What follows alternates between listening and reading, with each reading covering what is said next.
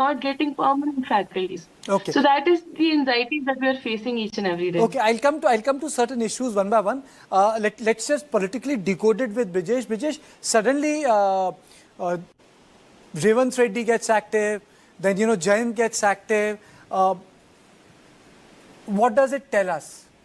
Well, it tells us that our political parties were slightly late, but they were quick to catch up on this new currency called Gen Z voters, and they are extremely enthused by the fact that what opposition parties were not able to do till in the last 12 years. I think these kids have been able to do.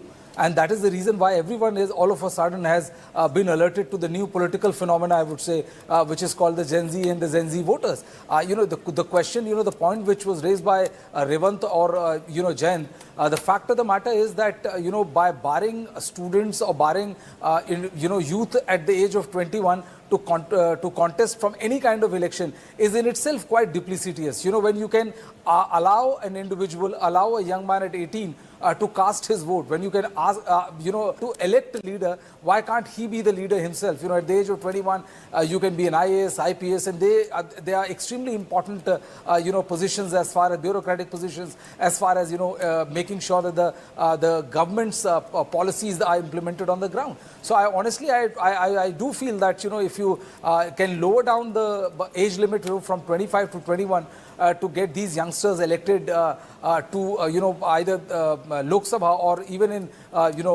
assembly elections, it'll do the entire population, also our understanding of Gen Z, a world of good.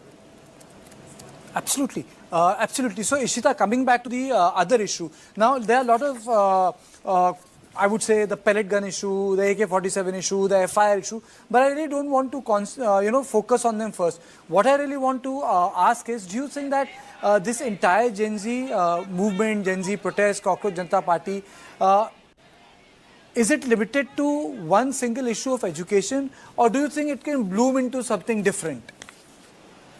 See, last time also I told you that I went, or I was the part of this protest not as a member of CJP, not as a member of any political party.